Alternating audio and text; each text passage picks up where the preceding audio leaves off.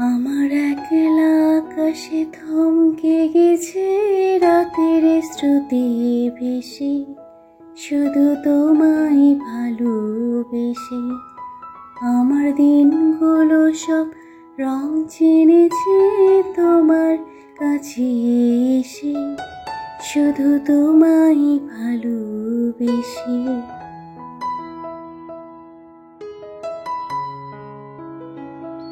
আসসালামু আলাইকুম and good morning my to family. কেমন আছেন আপনারা সবাই?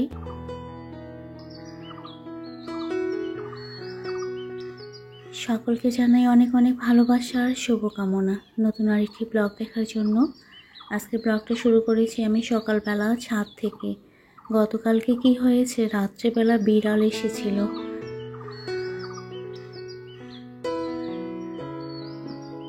তো বিড়াল একটা কবুতরকে মেরে ফেলেছে, তার সঙ্গে কবুতরের যে ডিম ছিল সেই ডিমগুলো খেয়ে ফেলেছে। আমি তো খুব ভয় পেয়ে গিয়েছিলাম। রাত্রেবেলায় তুরাবি, তুর্য, আমি তিনজনেই ছাদে এসে কবুতরগুলোকে ডাকতেছিলাম সিটি দিয়ে, কিন্তু কোনো কবুতরই আসতেছিল না। তারপর তো আমার বরকে আমি ফোন করে দিলাম, তো আমার বর এসেও দেখলো। তো যাই হোক, সকালবেলা আল্লাহর কাছে শুকরিয়া যে কবুতরগুলো সব চলে এসেছে।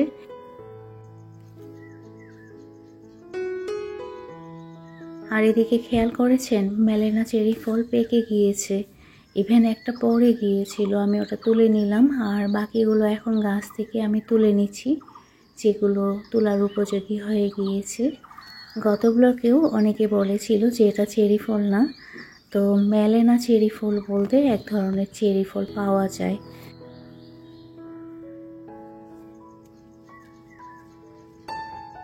আপনারা কষ্ট করে ইউটিউবে বা নেটে যদি একটু সার্চ দিয়ে দেখেন তাহলে কিন্তু পেয়ে যাবেন। মেলেনা চেরি ফল দিয়ে সার্চ দিলেই চলে আসবে।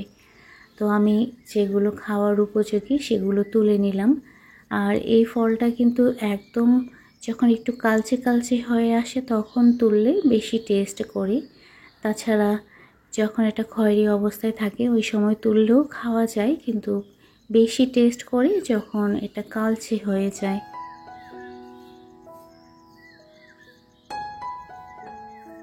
মাশাআল্লাহ, আমি বেশ কয়েকটা তুলে নিয়েছি, এখন আমি এটা খাবো। যদিও আমি সেকেন্ড বার খাচ্ছি, আমি রিভিউ কিন্তু দিয়েছিলাম। এটা খেতে কিন্তু অনেক টেস্টি, বলতে গেলে স্বাদ কিছুটা আঙুরের মতো। বাজারে যে এক ধরনের কালো আঙুর পাওয়া যায় ঠিক সেরকম এর টেস্ট। একটা প্রবলেম কি, এর বিচি অনেক, এই যে খেয়াল করেন বিচিগুলো। তো নাসিমা ক্রিয়েশন থেকে আপু বলেছিল যে ফলের ভিতরে বিচি আছে কিনা, তো হ্যাঁ আপু, আমি কিন্তু আজকে দেখিয়ে দিলাম।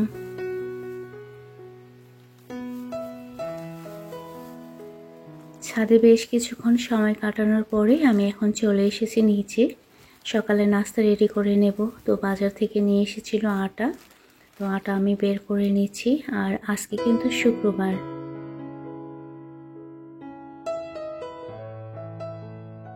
চেষ্টা করি শুক্রবার পুরো দিনটা একটু স্পেশালিভাবে কাটানোর।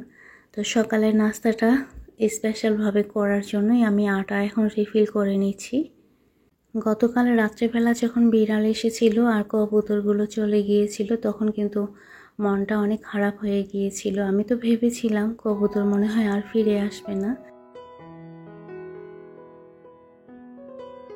তো এদিকে আমি আটা নিয়েছি, আটার মধ্যে লবণ, তেল আর সামান্য চিনি দিয়ে এটা খুব ভালোভাবে মিক্স করে নিয়ে অল্প অল্প পানি দিয়ে একটা ডো বানিয়ে নেব। আজকে যে আটার মধ্যে আমি পানি দিচ্ছি এটা কিন্তু নর্মাল পানি যেটা সেটাই দিচ্ছি। তো অল্প অল্প করে পানি দিয়ে আমি এখন সুন্দর একটা ডো বানিয়ে নেব। আর এদিকে কিন্তু অলরেডি আমি আলু সেদ্ধ করতে দিয়ে কিন্তু ছাদে গিয়েছিলাম। তো আলুর ভর্তাও করে নিয়েছি আর পুর ঢুকিয়ে নিয়েছি। তো আপনারা ইতিমধ্যে হয়তো বা বুঝতে পেরেছেন সকালে আমি কি নাস্তা বানাবো।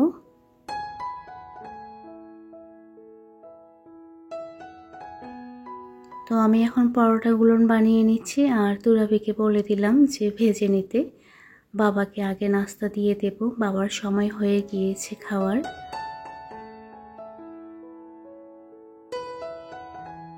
আচ্ছা, আপনারা খেয়াল করেন আমি যে পরোটা বানিয়ে নিচ্ছি আমার পরোটা থেকে কিন্তু আলু বের হয়ে যায়নি, এই যে খেয়াল করেন, অনেককেই আমি কমেন্ট করতে দেখি যে বলে যে আপু তুমি যে পরোটা বানাও তোমার পরোটাগুলো সুন্দর করে বড় হয়, আবার আলু বের হয়ে যায় না।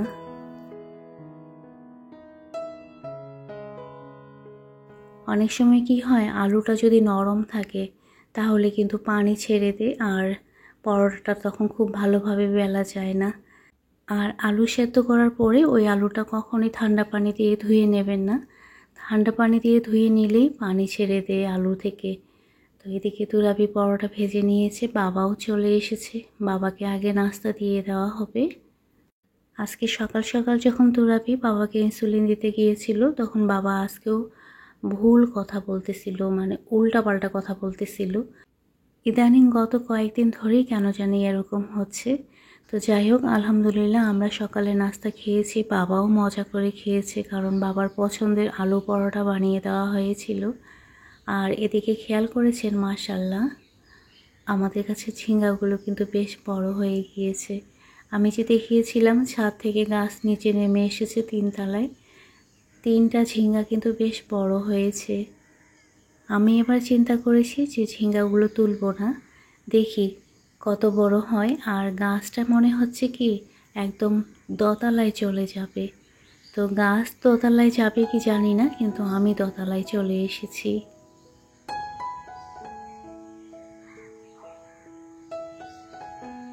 ওই যে তুর্য কি করতেছে, ও ছেড়ে দিচ্ছে, জানালাগুলো পরিষ্কার করে নিচ্ছে।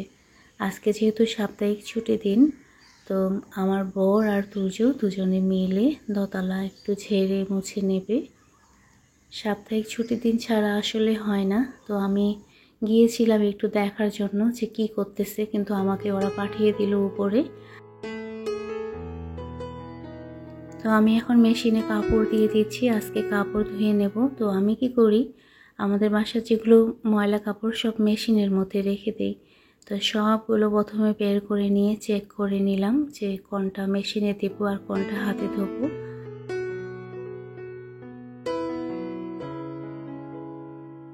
আচ্ছা, এই পর্যায়ে এসে বরাবরের মতো রিকোয়েস্ট করি, যারা এখনও আমার ভিডিওতে লাইক করেনি প্লিজ ভিডিওতে একটা লাইক করে দিন। আর ভিডিও রিলেটেড একটা হেলদি কমেন্ট করে দেবেন তখনই যখন ভিডিওটা আপনাদের ভালো লাগবে। ওকে, মেশিনের মধ্যে কাপড় দেওয়ার পরে আবার চলে এসেছি আমি দোতলায়। তো মোটামুটি ওদের কাজ হয়ে গিয়েছে।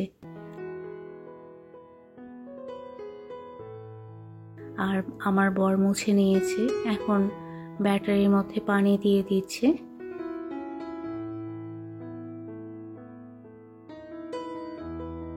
আজকে উপর নিচ করতে গিয়েছে আমার দুপুরের আগে।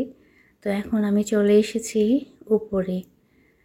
কি হয়েছে, ওয়াশিং মেশিনের পাইপ লাইন জ্যাম হয়ে গিয়েছে, ওটা পরিষ্কার করে দিতে গিয়ে আমাকে এগুলো সব সরানোর লেগেছে। তো এখন যেহেতু এগুলো সরিয়েছি আমি, এখন খুব ভালো করে টিটলিটা মুছে নেব। আর এই পর্যায়ে এসে একজন আপুর কমেন্ট পড়ব।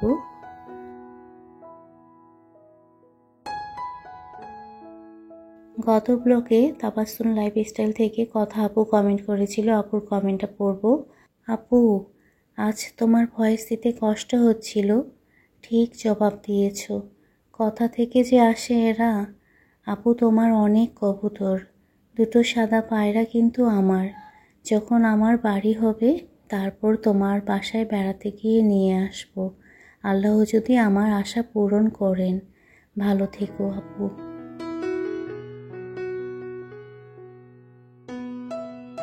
প্রথমত অসংখ্য ধন্যবাদ আপু, তুমি তোমার ভালোবাসা দিয়ে আমার ভিডিও দেখে কমেন্ট করেছো। ইনশাল্লাহ আপু, একদিন তোমার বাড়ি হবে আর আল্লাহ চাইলে তুমি আমার বাসায় বেড়াতে আসবে। আর তোমার পছন্দ মতো তখন তুমি কবুতর নিয়ে নিও। ভালো থেকো আপু, নিজের প্রতি খেয়াল রেখো।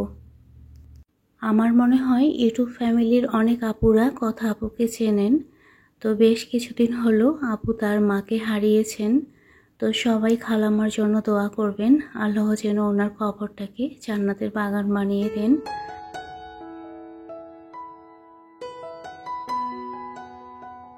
এদিকে তুর্য নামাজে যাচ্ছে, আর আমি কি করেছি, হাতে ধোয়া কাপড়গুলো ধোয়ার পরে গোসল করে তারপরে রান্নাঘরে চলে এসেছি। সকালবেলা খাসির মাংস ভিজিয়ে দিয়েছিলাম, তো এসে দেখলাম যে তুরাবি পেঁয়াজ কেটে রেখে দিয়েছে। তো আমি ঝটপট এখন রান্না তুলে নিচ্ছি, দেরি হয়ে গিয়েছে আজকে।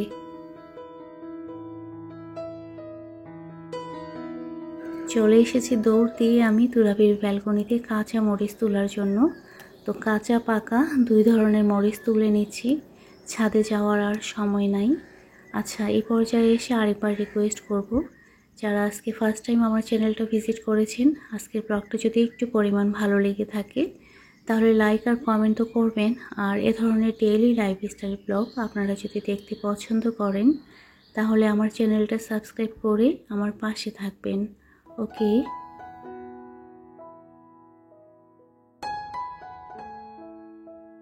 আর হ্যাঁ, সাবস্ক্রাইবের পাশে যে বেল অপশনটা আছে সেটা প্রেস করে অল অপশন সিলেক্ট করে রাখবেন, তাহলে যখন আমি ভিডিও আপলোড করব আপনাদের কাছে নোটিফিকেশন চলে যাবে আর আপনারা আপনাদের সুবিধা মতো সময় দেখে নিতে পারবেন। ওকে। আর যারা এই কাজটা ইতিমধ্যে করেছেন আপনাদের সকলের কাছে আমি চিরকৃতজ্ঞ। মন থেকে আপনাদের সকলের জন্য রইল দোয়া আর ভালোবাসা।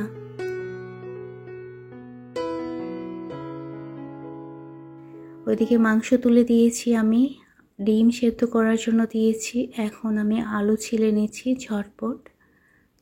গত রাত থেকে কারেন্টের ডিস্টার্ব, এখনও কিন্তু মেশিনের মধ্যে কাপড় ঘুরতেছে। কারেন্ট চলে গিয়েছিল এর মাঝে, যার কারণে মেশিনের কাপড় এখনও আমি বের করতে পারিনি।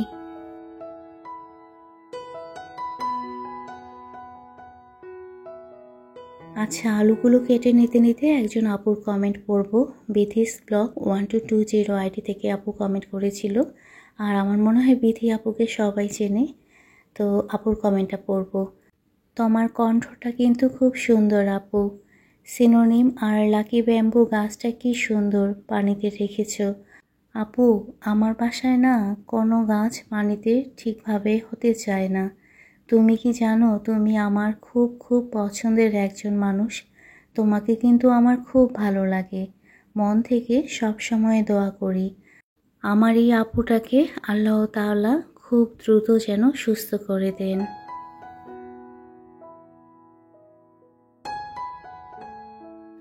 অসংখ্য ধন্যবাদ আর ভালোবাসা আপু, তুমি তোমার ভালোবাসা দিয়ে আমার ভিডিও দেখে তুমি কমেন্ট করো। আপু, তোমাকেও আমার খুব ভালো লাগে, তুমি একা এত কাজ করো। ভালো থেকো আপু, নিজের প্রতি খেয়াল রেখো। এদিকে আপনারা খেয়াল করেছেন তো আমি কি কি রান্না করে নিয়েছি? সব কিছু একদম রেডি করে নিয়েছি। এখন যেটা করতেছি,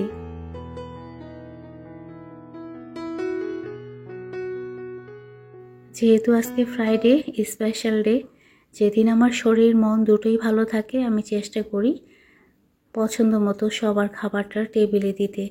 তো সকালবেলা সবার পছন্দের খাবার দিয়েছি, দুপুরবেলাও সবার পছন্দ, বিশেষ করে আমার ছেলের মাটন বিরিয়ানি রান্না করে নিয়েছি। টেবিলের মধ্যে খাবার রেডি করে দেওয়া হয়েছে। আজকে একটু আমাদের লেট হয়ে গিয়েছে।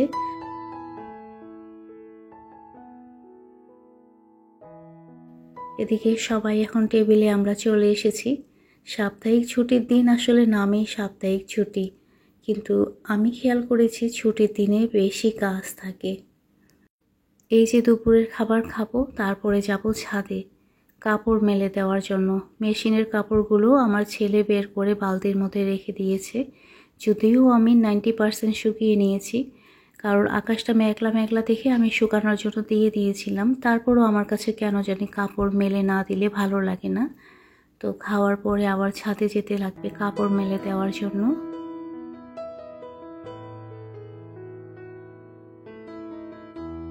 আলহামদুলিল্লাহ, দুপুরে আমরা সবাই খুব মজা করে খাবার খেয়েছি। তারপর ছাদে কাপড়গুলো মেলে দিয়ে আমি কিন্তু রেডি হয়ে নিয়েছি। টিস্যু নিতে গিয়ে দেখতেছি যে কোথাও টিস্যু নাই, তো সব জায়গায় টিস্যু দিয়ে দিলাম। আর আমি রেডি হয়ে নিয়েছি কারণ আমি যাব মার ওখানে।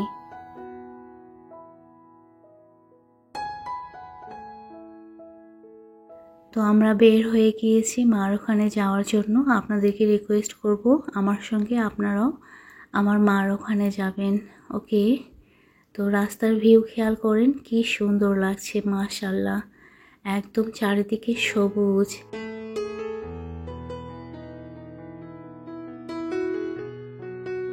এদিকে রাস্তার পাশে মাছ তুলতেছে। খাল বিল যেহেতু এখন বৃষ্টির পানিতে ভরা, তো ছোট ছোট মাছ। আমরা আবার একটু থামলাম যে যদি নেওয়ার মতো হতো তাহলে মাছ নিতাম। এখন নতুন করে ধান গাছ লাগিয়েছে, তো দেখতে একদম চারিদিকে সবুজ লাগতেছে আর অনেক সুন্দর লাগছে।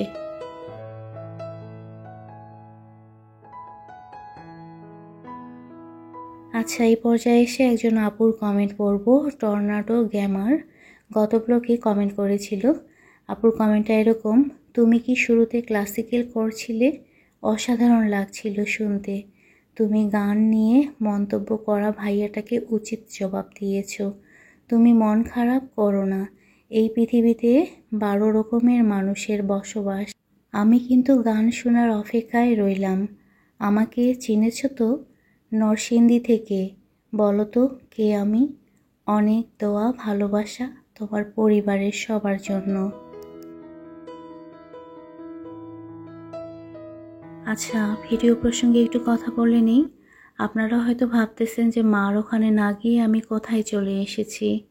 আসলে কি হয়েছে, মার ওখানে আমি গিয়েছি, বেশ কিছুটা সময় কাটিয়েছি, কিন্তু দাদির সঙ্গে আজকে দেখা হয়নি, কারণ বাসায় তালা দেওয়া ছিল। দাদি গিয়েছে ফুপুর বাসায়। যাই হোক, আমরা সরাসরি মার ওখানে গিয়েছিলাম। ওখানে কিছুটা সময় কাটানোর পরে এখন ফেরার পথে দেখতেছি যে এখানে বৃক্ষ আর শিশু মেলা এরকম লেখা ছিল। তো বৃক্ষ মেলা দেখে আমি ঢুকেছি, কিন্তু দেখতেছি যে আসলে এখানে বৃক্ষ মেলার সেরকম গাছের স্টলই বসেনি, শুধুমাত্র একটা গাছের স্টল বসেছিল। আর আমি কিন্তু বৃক্ষ মেলা উপরে নামটা দেখেই ঢুকেছিলাম।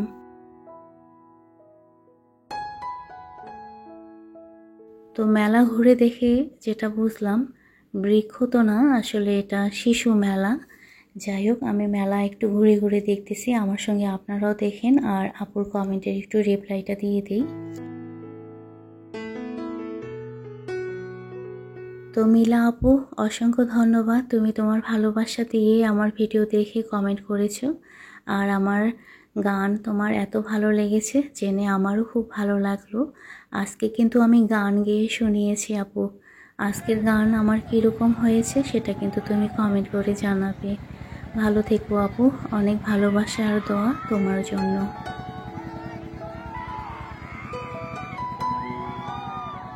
তো আমি আর আমার বর দুজনে মিলে খুব এনজয় করতেছিলাম ওদের চিৎকার শুনে, কারণ ওটার মধ্যে উঠলে সবাই চিৎকার করে। এদিকে আমার বর কিছু ভাজা পোড়া নিয়ে এসেছে। আমিই বললাম যে একটু নিয়ে আসো তো, গ্রামের ভাজা পোড়া টেস্ট করি কীরকম লাগে। আমার হাতে যেটা দেখতেছেন এটা চিংড়ির ললিপপ।